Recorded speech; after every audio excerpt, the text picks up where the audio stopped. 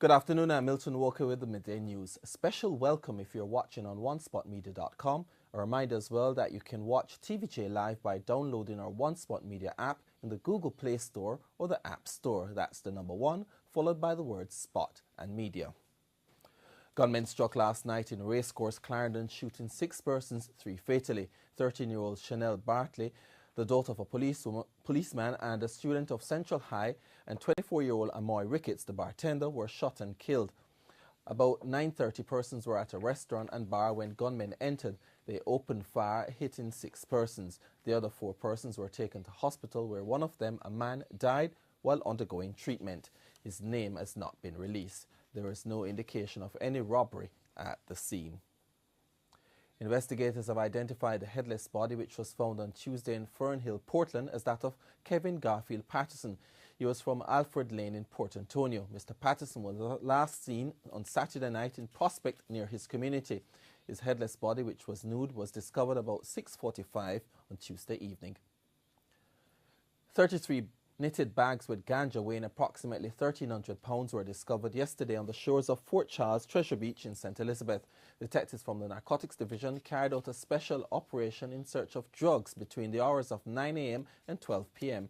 During the search of the area, 18 gallons of petrol in containers buried in sand, clothing, a GPS equipment, and a compass were also discovered. 2 men were taken into custody on reasonable suspicion pending further investigation. They are Rayon Brown, also known as Jacko of Newton District, Lacovia, St. Elizabeth, and suspected Haitian national Danny Martin of Lover's Leap, Black River, St. Elizabeth. The estimated street value of the ganja is $5.2 million. The investigation is ongoing. In an effort to fight crime, Security Minister Robert Montague has provided additional vehicles to the JCF. Minister Montague says the vehicles are to enhance the management of resources in the police force. He was speaking at the handing over session this morning at the Police Commissioner's office. And one of the reasons why we're emphasizing the stricter management of our resources is to tackle the problems of gangs in this country. If we do not tackle the gangs head on, we are suffering as a nation.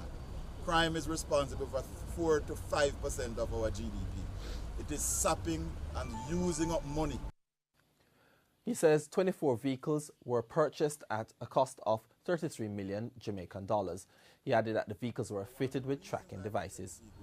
With trackers is to ensure that this allegation that is going around that men and women from the Jamaica Constabulary Force take the vehicles to other places where they ought not to be.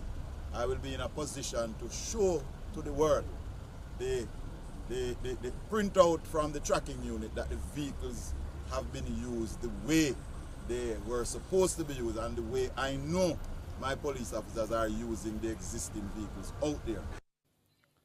He added that the vehicles will allow officers to be mobile and effective when carrying out their duties. The Health Ministry says progress has been made with the cleanup at the Cornwall Regional Hospital, which was affected by noxious fumes earlier this year. The project has encountered minor delays. Health Minister Dr. Christopher Tufton told TVJ News that a United Nations team is still at the scene. He gave an update on the work carried out so far. In terms of the assessment and in terms of the cleanup of certain areas. Remember, we're going to be in this for a little while because we have to redesign the vent system. We have to redesign even some of the floors and clean areas that have been contaminated. And the project managers, however, this is the UN Ops, are on site and they are driving that program. So it's progressing fairly well. 1 or 2 delays, but enough, I think, to indicate that we're on the right track. In June, Cabinet approved additional funding for the Cornwall Regional Hospital Recovery Project. Operations were halted at the 10-story facility in Montego Bay due to noxious fumes from the ventilation system. A malfunctioning air conditioning unit has been identified as the cause of the smoke yesterday at the Crossroads Tax Office in St. Andrew. This resulted in the suspension of operations. Chief Corporate Communications Officer at the Tax Administration Jamaica, Maris Horton, outlined what happened. As a precaution, we went into our security mode, safety mode, and we alerted the fire department, evacuated the building, and they came, they did their investigations and assessed the situation. It was determined that it was a problem with a malfunctioning AC unit, but because there was smoke in the building as well, what we did was we redeployed our staff to other locations and redirected customers to use either our King Street or Constant Spring location. But we're back to normal this morning. A Member of Parliament for East St Andrew, Favour Williams, is appealing to commuters to exercise patience as efforts are intensified to complete work on the Mona Road rehabilitation project during the next few weeks. The work is intended to reduce chronic flooding on Mona Road.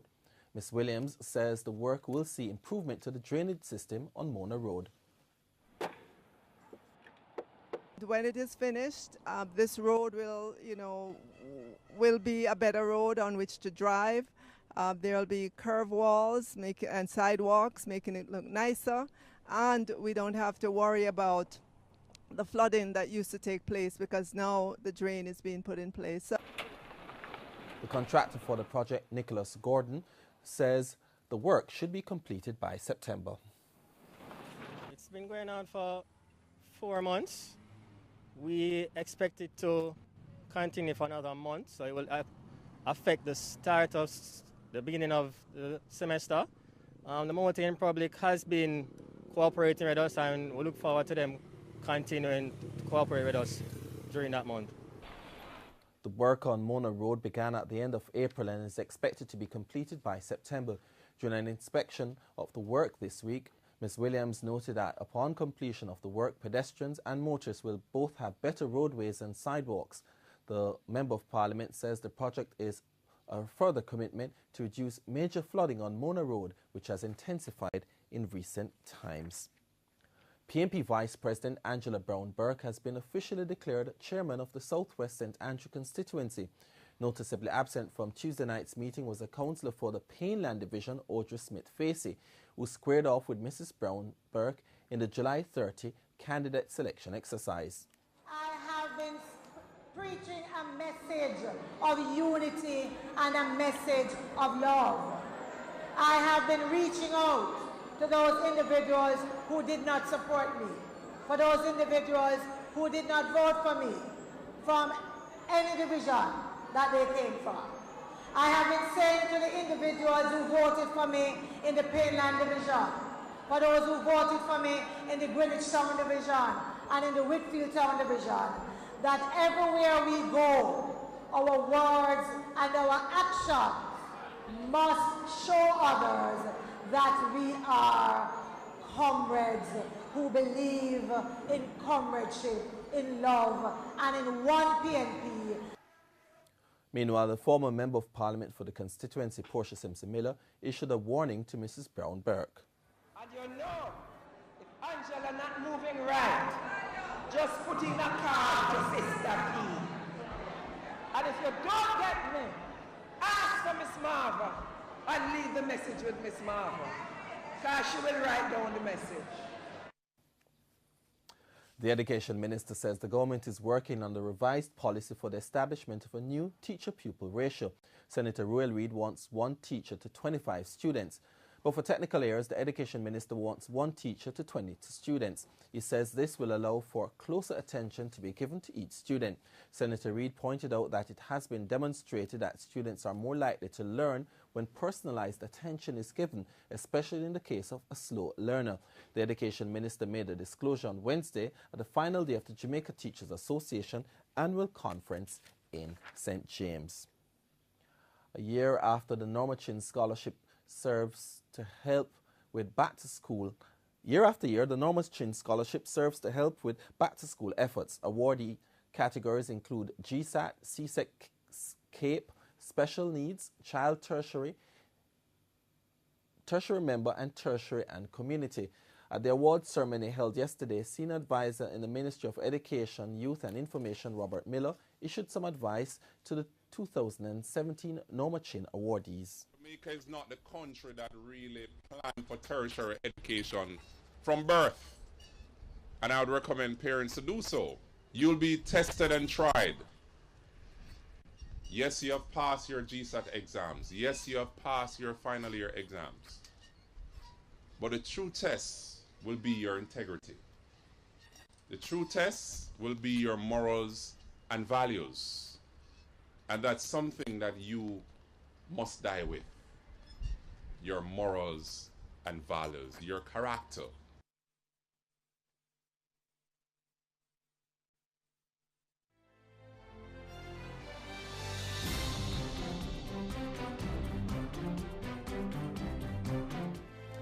Time now for a fact or fiction feature. Fact or fiction? The Woolmer School is the first school established in Jamaica and the Caribbean. We'll tell you the answer at the end of the sports segment of the newscast. In international news, Hurricane Harvey is dangerously approaching the Texas coast and is expected to drop as much as 35 inches of rain and usher in life-threatening storm surge flooding on landfall later today or early tomorrow. More from the CNN.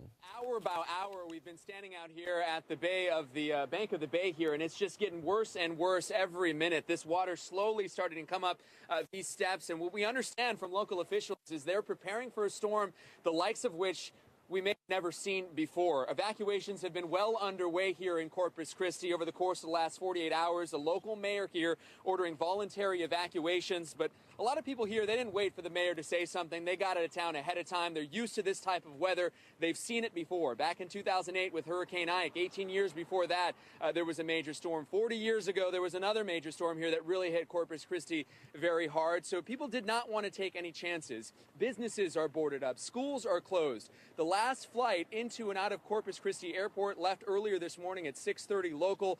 Service has been shut down until over the weekend. Local officials here say that they have not officially designated any areas for shelter or relief because they're really encouraging everyone to get out of town. And we saw that exactly what was happening yesterday when we were making our way in here in the interstate. We were one of the only cars driving towards coastal Texas.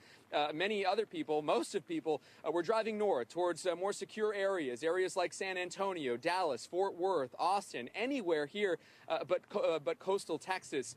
This storm expected to be a big one. And in sports, after recording 4 wins from their 4 games in 2016, the Jamaica Tallawahs will look to kick off their home leg of matches on a positive note when they take on the St. Lucia Stars at Sabina Park today.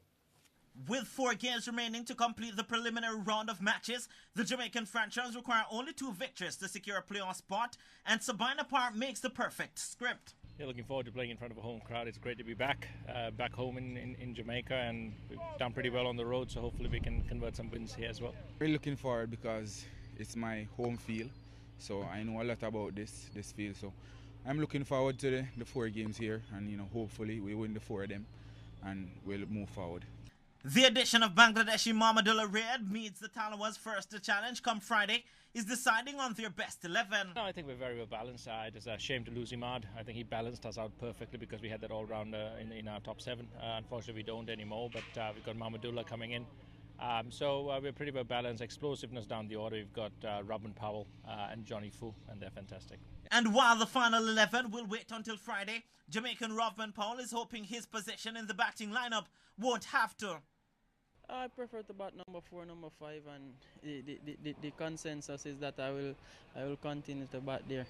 Powell has come in for criticisms this season after averaging just a 12 in 5 matches, but the 24-year-old thinks Sabina Park will be the change. To be honest, they said that I have struggled, but to be honest, I don't feel I have struggled. I've hit the ball well, but I haven't just yet gotten the big score. So I think it's coming in the home games. Sabina Park provided some of the most exciting matches in 2016 as it offered much for both batsmen and bowlers, and the general consensus in the Tallawahs team is more of the same. Yeah, to be honest, I would like a bouncy, a fast wicket, not something that would turn square, something that had have a little grass on it, and so I'm looking forward to seeing a bouncy track out there tomorrow. A very fast track, I would like to bowl on a very fast track, because, the pace have been up there, so I would like a very fast track, and they have some spin bowlers, and we have a lot of pace in our team as well, so the fast track will be good for us. The Jamaica Talawans are currently third on the CPL standing with 8 points, 3 behind the St. Kitts and Nevis Patriots. Bernardo Brown for TVJ Sports. The Stars, who are winless from 8 games, turned up late for their session at Sabina Park and practiced without a full squad, as TVJ understands that training was optional. They also declined to speak with reporters until today. Also in sports, goals from debutants Jamil Hardware and Fabian Reed last night carried the Reggae Boys to a 2-1 victory over Trinidad and Tobago Soca Warriors in their friendly international at the Hazley Crawford Stadium. The Reggae Boys squad was made up entirely of local-based players, with 4 players making their debut in the starting 11.